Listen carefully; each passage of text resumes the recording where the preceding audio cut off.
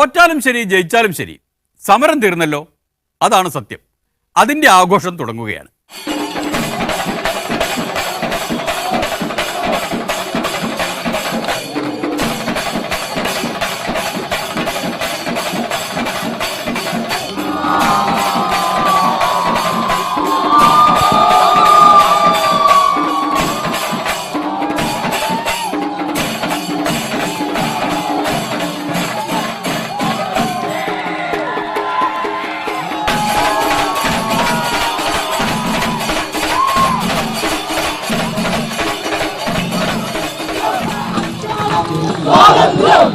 അനേകം യുവജന പോരാട്ടങ്ങൾ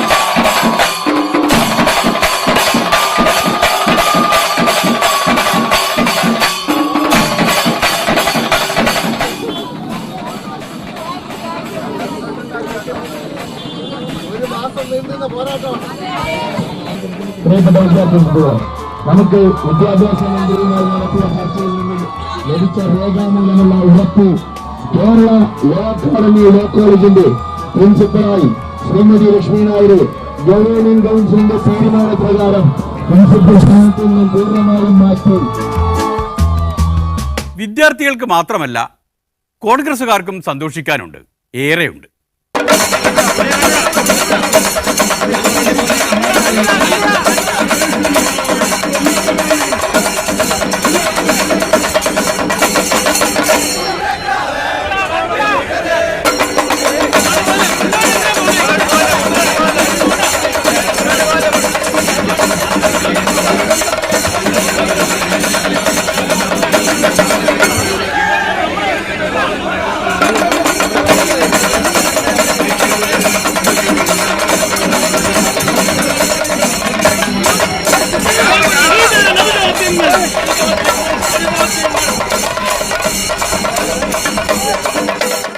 തെരഞ്ഞെടുപ്പിന് ശേഷം ആദ്യമായി കോൺഗ്രസ് നേതാക്കൾ ഒരേ സ്ഥലത്തെ ഒരേ സമയം ഒത്തുകൂടി.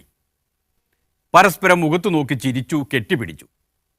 എല്ലാത്തിനുമുപരി കരുണാകരൻ്റെ മകൾ പത്മജ ചേട്ടൻ്റെ കട്ടിലിൽ വന്നിരുന്നു. പോരേ പൂരം, ജയിച്ചില്ലേ സമരം. ഭൂമി സർക്കാർ ഏറ്റെടുക്കുക എന്നൊരു ആവശ്യം കൂടി കോൺഗ്രസ് ഉന്നയിച്ചിരുന്നു. അതിൻ്റെ ഇനി ഒരു ഭാവി എന്തായിരിക്കും? അതിൻ്റെ നിയമ നടപടി ഉൾപ്പെടെ തുടരും. അതിപ്പോൾ റവന്യൂ വകുപ്പ് ശക്തമായിട്ടുള്ള നടപടി സ്വീകരിക്കുന്നുണ്ട്.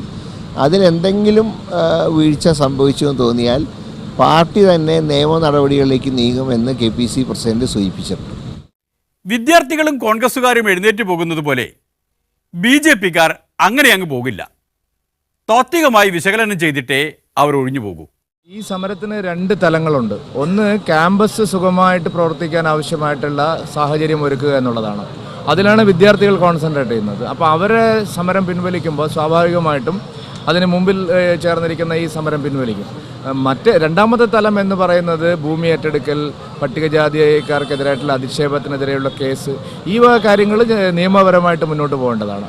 ഒന്നാം ഘട്ട സമരത്തിൽ വിദ്യാർത്ഥികൾ സമരം പിൻവലിക്കുകയാണെങ്കിൽ ഞങ്ങൾ സ്വാഭാവികമായിട്ടും സമരം പിൻവലിക്കുക തന്നെ.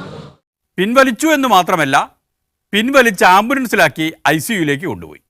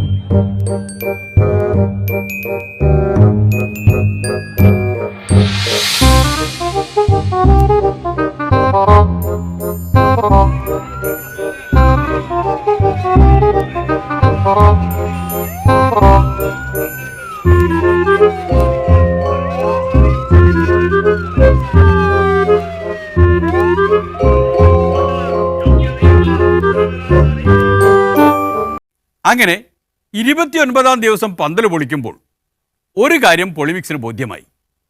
കോൺഗ്രസും CPIയും തമ്മിലുള്ള അന്തർധാര ഇപ്പോഴും സജീവമാണ് എന്ന രാഷ്ട്രീയ സത്യം.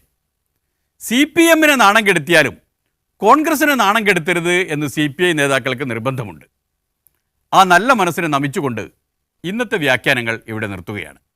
ഇനി കാണും വരെ നന്ദി, നമസ്കാരം.